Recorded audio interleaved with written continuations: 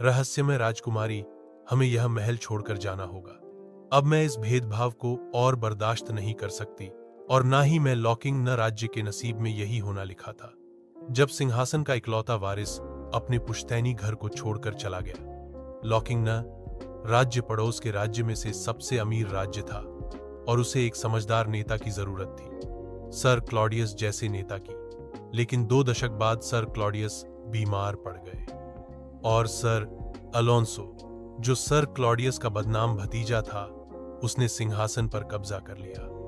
हुजूर, हम अपने बच्चों को घर पर पढ़ाते हैं, फिर भी सरकारी स्कूल के लिए कर क्यों भरना पड़ रहा है? तुम सरकारी स्कूल में नहीं भेजना चाहते क्योंकि तुम चाहते ही नहीं।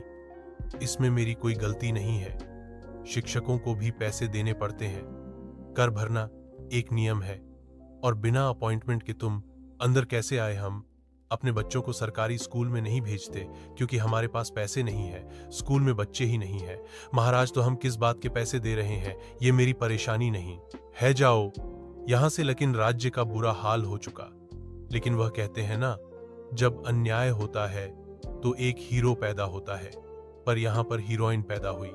ठीक है, अब कौन कौन है? हुजूर, भूतों के डर से सभी शाही शिक्षक नौकरी छोड़कर भाग गए हैं। अब कर लेने का कोई बहाना नहीं है। स्कूल बंद हो चुका है। हुजूर, हम हमारे सच्चे नेता की जय। मैंने देखा है नेता कैसे होते हैं, और मैं कोई नेता नहीं हूं। मैं तुम्हारी तरह ही हूं, लॉकिंग न राज्य की एक नागरिक। मैडम रेवन, क्या तुम शाही लोग लड़कियों को इसी तरह डराते हो? माफ कीजिएगा मैडम, पर मैं सर क्लॉडियस के तरफ से एक जरूरी संदेशा लाया हूं। हमारे पुराने राजा आपसे मिलना चाहते हैं। हाँ, मुझे पता है कि तुम्ही ने शिक्षकों को डराकर भगा दिया। तुम्हारी वजह से अब नागरिकों को स्कूल का कर नहीं भरना पड़ेगा, जिसका वह इस्तेमाल नहीं करते हैं। यही सच है। आप साबित नहीं कर सकते, मुझे जरूरत भी नहीं। मैं राजा हूं, याद है ना? मुझे अफसोस है। नेताओं की भी कुछ जिम्मेदारियां होती हैं, और मुझे बताया गया था कि आप सर क्लॉडियस, सर अलोंसो से काफी अलग हैं। मुझे तुम्हारा जोश पसंद है, और इसी वजह से मैंने तुम्हें यहां बुलाया है। मुझे तुम्हारी मदद चाहिए।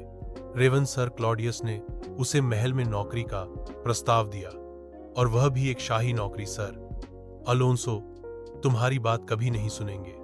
उनके रोजमर्रा के काम के बारे में जानना और राज्य का भला करने का सिर्फ एक ही रास्ता है। अगर तुम्हें उसके ऊपर कोई पद दिया जाए, मैं तुम्हें हमारे राज्य की कोई हुई राजकुमारी के रूप में परिचय करवाऊंगी, ताकि वह तुम्हारी बात माने। सर क्लॉडियस चाहते हैं कि मैं एक नकली राजकुमारी बनूं। यह बकवास है।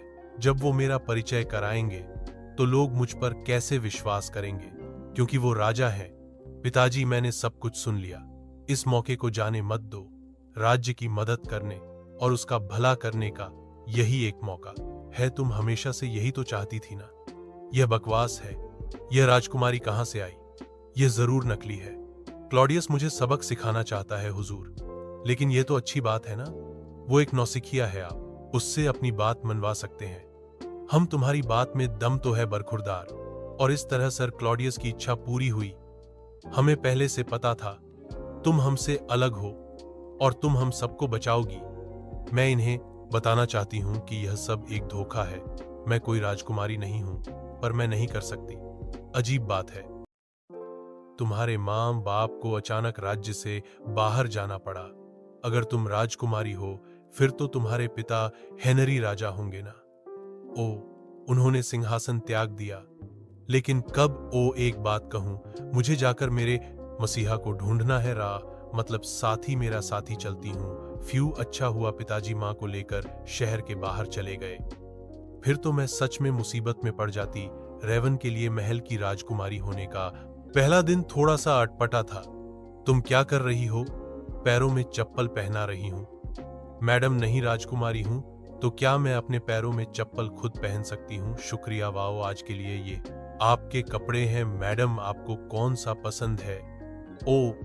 उससे पहले आपको कौन सा टूथब्रश पसंद है?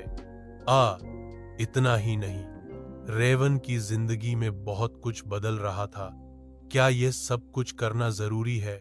मतलब मैं अच्छी तो लग रही हूं, आखिर में राजकुमारी तैयार होकर आ ही गई। मैं अंदर आ सकता हूँ। मेरे महाराज, आपने मुझ पर भरोसा किया, पर मैं एक नकली राजकुमारी बनने के लायक नहीं हूँ। मैं हमेशा एक आम नागरिक ही रहूंगी। माफ कीजिए, शायद लोगों को यही चाहिए, एक राजकुमारी, जो पहले एक ना इसी वजह से मैंने तुम्हें चुना है। और इस तरह नकली राजकुमारी पूरी तरह तैयार थी। कंघी और सब तामझाम भूल जाओ, मैं दिखाऊंगी एक असली राजकुमारी क्या कर सकती है। ओ, यह घर तो कितने बदसूरत है। मैं इस जगह का नक्शा बदल कर रख दूंगा आपके साथ, और अधीन रहकर मुझे बहुत गर्व महसूस हो रहा है। सर अलोंसो, मेरे साथ रहोगी तो बहुत कुछ सीखने को मिलेगा। नौसिखिया राजकुमारी, जरूर। और आप कितने उदार हो कि इस जमीन का श्राप आपने अपने ऊपर ले लिया। श्राप? हाँ बिल्कुल, मुझे बहुत कुछ पता है जो आपके शाही मूल्य का को नहीं पता। यह जमीन तो पक्का शापित है। यहां कुछ नहीं उग सकता और यह लोग अमीर नहीं हो सकते। लेकिन एक बार आप इन घरों को बर्बाद करके अपना महल बनाओगे, आप उस श्राप को अपने ऊपर ले लोगे और इन लोगों को आजाद कर दोगे। हुजूर, पूर्वी मैदान पर अपनी जगह बनाने की योजना को आपने बदल दिया। अपना मुंह बंद रखो। वह जमीन श्रापित है, वहां कुछ नहीं उगता। अगर मैं बर्बाद हो गया तो अब जाओ यहां से, नामुमकिन। यह जरूर नकली राजकुमारी का काम होगा। टफी ने रेवन का पीछा करने का फैसला किया और सच्चाई देखकर वह हैरान रह गया। एवरी, उस लड़की से ऐसे अजीब समय पर क्यों मिलेगा तुम्हें? यकीन है वह राजकुमार रवन ही थी। काफी अंधेरा था हुजूर, लेकिन मैंने उसके दाहिने हाथ पर सूरज का निशान देखा था। यह जरूर वही थी। सूरज का निशान? मुझे लगा सर क्लॉडियस मुझे एक सबक सिखाना चाहते थे। नहीं, यह नहीं हो सकता मुझसे। यह गलती कब हुई? टाफी, मेरी बात ध्यान से सुनो। अलोंसो ने रेवन के माता पिता को पकड़ लिया और फैसला रेवन पर छोड़ दिया। मुझे पता है तुम नकली हो, तुम्हारा खेल खत्म हुआ। या तो नकली राजकुमारी का नकली काम चुनो, या अपने माँ बाप रेवेन और उसके माता पिता को लकिन राज्य से बेदखल किया गया। लेकिन किस्मत में कुछ और ही लिखा था। एवरी ने घोड़ा गाड़ी को रोक लिया। उसने अलोंसो के पहरेदार के साथ जम के लड़ाई की और उन्हें बचा लिया। मेरे हुजूर, क्या मेरे पिता शाही घराने के नहीं है? तुम इनके आगे नमन क्यों कर रहे हो? हमें इसी वक्त महल जाना होगा बेटा। कुछ है जो तुम्हें जानने की जरूरत है। जल्दी से। हाँ, अपनी योजनाओं के नाकाम होने से बेखबर सर अलोंसो ने रेवन के राज्य से बेदखल होने की खुशी में एक बड़ी पार्टी रखी। तुम बहुत खुश लग रहे हो। तुम्हारी हिम्मत कैसे हुई? पहरेदार पकड़ो घुसपैठियों को। लेकिन पहरेदार को पहले से सब पता था। उन्होंने अलोंसो को घेरा और रेवन को नमन किया।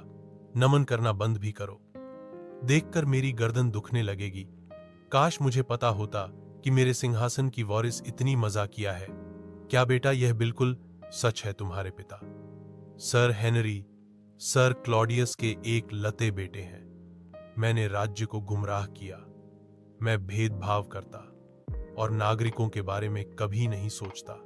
हेनरी और मेरेडिथ ने मुझे हमेशा रोकने की कोशिश की, पर मैंने नहीं सुनी। हम तुम्हें एक आम जिंदगी देना चाहते थे और महल से दूर रखना चाहते थे, लेकिन हमें समझ आया कि तुम में नेता वाले गुण है। तुम्हारी किस्मत से दूर रखने वाले हम कौन होते हैं? लॉकिंग न राज्य का नेतृत्व करना। तुम्हारा भाग्य है जल्दी ही रेवन की ताजपोशी हुई राजकुमारी रेवन के नेतृत्व में, लेकिन राज्य बहुत समृद्ध हुआ। हेनरी और मेरीदिथ वापस लौटे और शाही परिवार फिर से एक हुआ। अब क्या तुम एक राजकुमारी हो, और वो भी वाली, और मैं अभी भी शाही अदालत का मुलाजिम हूं। वैसे इस मुलाजिम की मदद से मैं राज्य चला सकती हूं। नौकरी जिंदगी भर के लिए होगी। सब ठीक था, सिवाय अलोंसो और टफी के, जिन्हें राज्य में रहने के लिए कड़ी मेहनत करनी पड़ती थी। माफ करना,